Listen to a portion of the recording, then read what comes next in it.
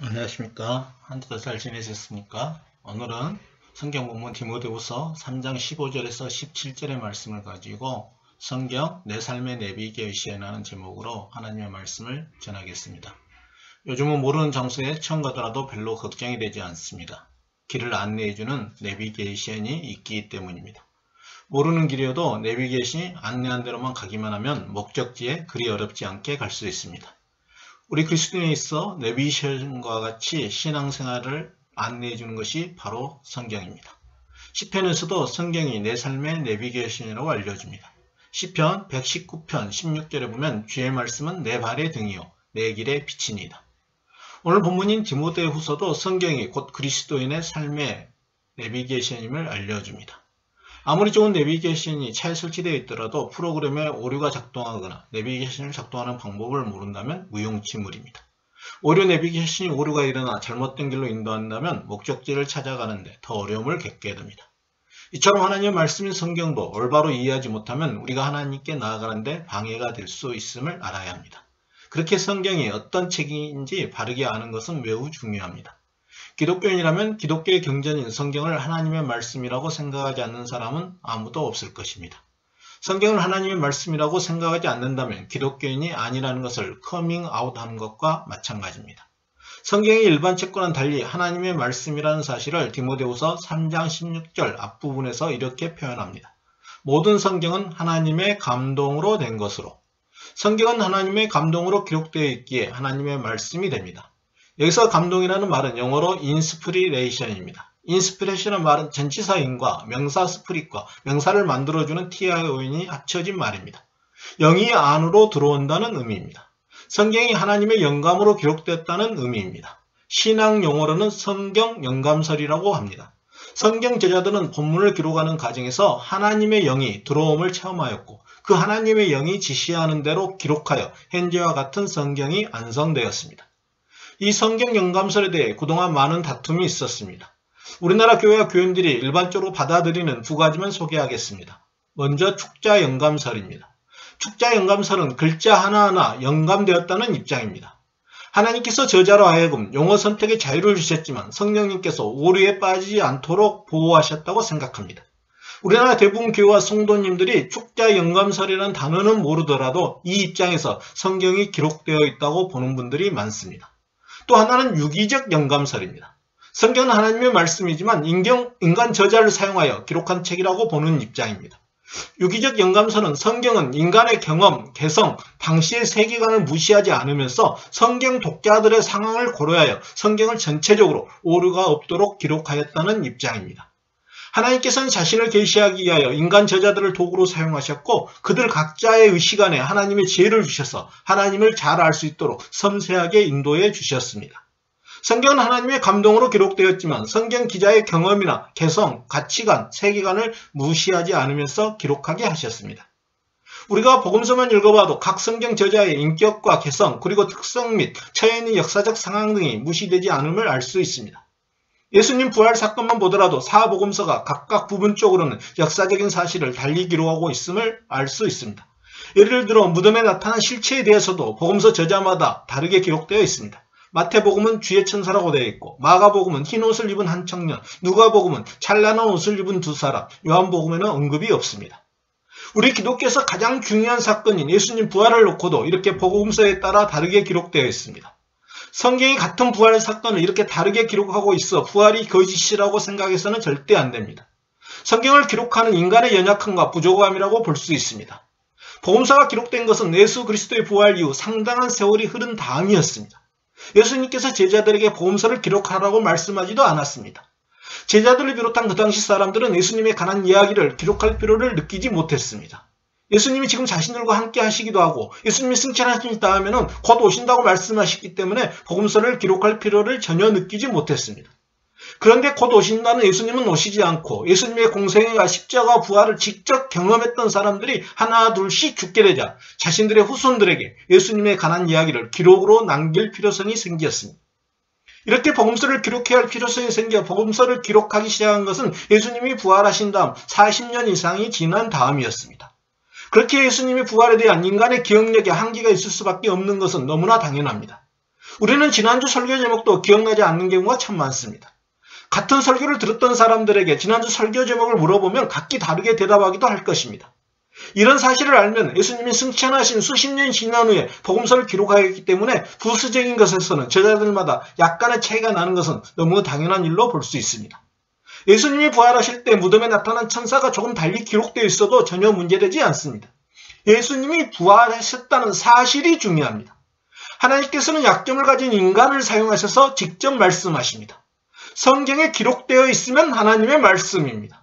왜냐하면 하나님께서 성경 내용 구성에 있어 필요하여 하나님께서 성경 저자에게 감동을 주어 성경에 기록하게 하셨기 때문입니다. 우리 그리스도인들은 누구나 할 것 없이 성경이 하나님의 영감으로 기록된 하나님의 말씀이라는 사실을 다 받아들입니다. 하지만 성경이 어느 범위까지 하나님의 영감을 받았는지에 대해서는 또 의견이 나눕니다. 하나의 견해는 성경이 종교, 도덕은 물론 역사, 문화, 자연과학, 천문학 등에 이르기까지 모든 사항에 대해 정확한 진리를 천명하고 있다고 생각합니다. 이러한 견해를 가진 사람들은 성경이 마치 백과사전이나 네이버와 다음처럼 이 세상의 모든 사항에 대해 알려준다고 생각합니다. 그래서 역사적 사실이나 과학적 사실도 성경을 기준으로 접근하려고 합니다. 창조과학회에 있는 분들이 이런 입장에서 성경을 바라보아 성경을 기준으로 과학적 사실을 증명하려고 합니다. 또 하나의 견해는 성경은 세상의 모든 상황에 관해 정확한 진리를 천명하는 것이 아닌 우리의 신앙과 행위에 관해 기록된 것으로 봅니다. 성경은 역사적 사실이나 과학적 사실을 기록한 책으로 보지 않습니다. 성경의 역사와 과학에 대한 이야기가 나오지만 그 자체가 역사적 사실이나 과학적 사실과 반드시 일치하는 것은 아닙니다. 왜냐하면 성경은 역사나 과학적 이야기라는 행식을 가지고 기록 당시의 사람들에게 성경 저자가 전하고자 하는 하나님의 메시지를 전달하는 책이기 때문입니다. 성경의 창조 기사가 기록된 것은 우리에게 천문학적 진리를 가르쳐주기 위해서 기록된 것이 아닙니다. 창조 기사가 기록된 목적은 하나님께서 인간을 포함한 이 세상의 모든 것과 모든 기초를 하나님께서 친히 만드셨다는 사실을 우리에게 알려주는 데 있습니다. 예를 들어 창세기에서 하나님께서 세상을 창조하셨다고 했을 때 성경 안에는 팽팽한 세계와 그 밑에 기둥이 있는 지구를 가정합니다. 또 하늘에는 궁창이라는 투명한 막이 있고 이 막이 위에 물이 존재하는데 이 궁창의 문이 열리면 비가 온다고 믿는 고대인의 과학적 사고가 나옵니다. 기둥이 받치고 있는 팽팽한 지구를 가정하는 고대인의 과학적 사고가 성경에 나오지만 그것은 영원한 하나님의 말씀입니다. 하나님께서 그것을 통해 이 땅과 세계와 지구의 모든 것과 모든 기초를 하나님께서 친히 만드셨다는 계시를 선포하고 있기 때문입니다. 하지만 이 고대인의 우주관은 오늘날 우리가 받아들일 수 있는 과학은 절대 아닙니다. 지금 우리 가운데 지구가 팽팽하다고 믿고 있는 사람은 아마 없을 것입니다. 그렇게 성경을 기준으로 과학적 사실 여부를 판단하려고 해서는 안 됩니다. 성경이 과학적 사실에 대해 기록한 것으로 본다면 세상과 동떨어진 말과 행동을 하게 됩니다. 예를 들어 공룡이 사라진 이유가 노아의 홍수 때 공룡이 너무 커서 노아의 배에 타지 못했기 때문에 라고 말한다면 곤란해집니다.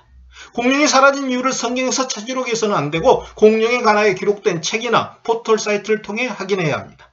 아이들은 공룡에 대해 관심이 많아 공룡에 대해 되게 많이 합니다. 제가 알고 있는 공룡은 아파토사우루스와 티라노사우루스밖에 없습니다. 하지만 아이들은 공룡의 이름을 수십 개씩 외우고 있습니다. 아이들에게 공룡이 사라진 이유를 물어보면 아이들은 이렇게 말합니다. 그 이유를 정확하게 알 수 없으나 기원저하설, 화산폭발설, 운석 충돌설이 있다고 이야기합니다. 그럼 성경은 우리에게 어떤 책일까요? 첫째, 성경은 그리스도 예수에 대한 믿음 안에서 구원을 가져다 주는 책입니다. 디모데후서 3장 15절에 의하면 성경은 능히 너로 하여금 그리스도 예수 안에 있는 믿음으로 말미암아 구원에 이르는 지혜가 있게 하느니라. 이처럼 성경은 믿음으로 말미암아 구원에 이르게 하는 지혜가 있습니다. 성경은 예수님을 믿음으로써 인간이 구원을 받을 수 있다는 사실을 알려줍니다. 성경 곳곳에서 예수 그리스도의 십자가와 부활을 믿으면 구원을 받을 수 있다고 이야기합니다. 예수님을 믿으면 죄에서 용서함을 받을 수 있고 또 예수님의 부활을 믿으면 영원한 생명을 소유할 수 있다고 알려줍니다. 이처럼 성경은 그리스도인에게 구원의 길을 안내해주는 책입니다. 또 성경은 하나님의 사람으로 올바른 생활을 할 수 있도록 이끌어주는 책입니다. 사도 바울은 디모데후서 3장 16절과 17절에서 성경의 유익성에 대해 네 가지를 이야기합니다. 모든 성경은 하나님의 감동으로 된 것으로 교훈과 책망과 바르게 함과 의로 교육하기에 유익하니 이는 하나님의 사람으로 온전하게 하며 모든 선한 일을 행할 능력을 갖추게 하려 함이라. 성경이 교훈과 책망과 바르게 함과 의로 교육하기에 유익하다는 것입니다. 여기서 말한 교훈은 신앙 안에서 이루어진 바른 가르침을 말합니다. 책망은 그리스도의 몸된 교회의 건전한 덕을 교란하는 일체의 교리나 행위에 대해 심판하는 활동을 의미합니다. 쉽게 말해 이단과 맞서기 위한 가장 좋은 수단이 성경이라는 것입니다. 바르게 함은 그리스도인을 권면하여 교정하고 옳고 고든 길로 향하도록 지도하는 일체의 행위를 가리키는 말입니다. 의로 교관다는 것은 하나님의 뜻 안에서 그리스도인을 훈련하고 연단시키는 것을 의미합니다. 이처럼 성경은 그리스도인이 하나님의 사람으로 온전하게 하며 모든 선한 일을 행할 수 있는 능력을 갖게 해줍니다. 하나님의 말씀인 성경은 히브리서 기자가 밝히고 있는 것처럼 살아 움직여 우리의 혼과 영과 및 관절과 골수를 찔러 쪼개기도 하고 마음과 생각과 뜻을 판단하는 힘이 있기에 하나님의 말씀을 제대로 만나면 삶이 변화될 수밖에 없습니다. 감리교의 창시자인 요한 웨슬리가 영국의 산악지방을 여행하고 있었습니다. 웨슬리는 주로 말을 타고 다녔는데 한 번은 길에서 강도를 만났다고 합니다. 강도는 웨슬리에게 권총을 겨누며 소리쳤습니다. 꼼짝 말고 손들어. 가진 거 모두 내놔. 강도는 웨슬리의 진보다리를 모두 뒤졌습니다. 그러나 책 외에는 아무것도 없었습니다. 강도는 매우 불쾌한 표정을 지으며 투덜거렸습니다. 오늘은 참 재수가 없는 날이군 하고 소리치면서 돌아서려고 합니다. 그때 웨슬리가 강도를 다시 불러 세웠습니다. 여보시오, 내가 당신에게 선물을 하나 주겠어 하고 성경책을 불쑥 내밀면서 이 책에는 오직 예수 그리스도의 피가 당신과 나의 죄를 정결케 해준다는 내용이 있는 책입니다. 그 책의 내용을 믿으시오 하고 말하면서 성경책을 건네주었습니다. 강도는 그 책을 받아서 말없이 돌아갔습니다. 그로부터 10년 후에 웨슬리가 한 교회에서 집회를 인도하는데 중년 신사 한 사람이 웨슬리 선생을 찾아와서 꾸벅 절을 합니다. 선생님 안녕하세요. 하지만 웨슬리는 그 인사한 사람이 누구인지 알 수 없었습니다. 그 중년 신사는 웨슬리를 바라보며 목사님, 제가 바로 10년 전에 목사님으로부터 성경책을 선물 받았던 바로 그 강도입니다. 목사님이 주신 성경책 때문에 예수님을 영접하고 새사람이 되었습니다라고 말했습니다.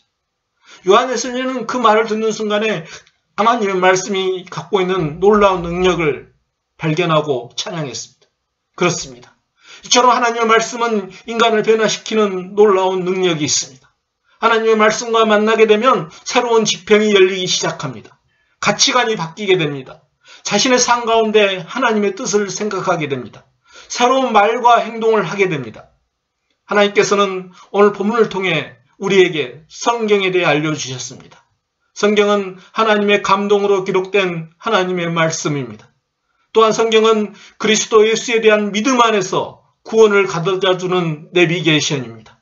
하나님의 사람으로 하여금 올바른 신앙생활을 할 수 있도록 이끌어주는 내비게이션입니다. 한마디로 성경은 그리스도인의 신앙생활에 관련된 경전입니다. 하나님께서는 저와 여러분이 하나님의 말씀인 성경에 대해 바로 알아 올바른 신앙생활을 하길 원하십니다. 기도하시겠습니다. 하나님 아버지, 우리들이 성경을 올바로 알아 바른 신앙생활을 할 수 있도록 이끌어 주시옵소서. 예수님 이름으로 기도하옵나이다. 주님 안에서 한 주도 승리하시길 바랍니다. 감사합니다.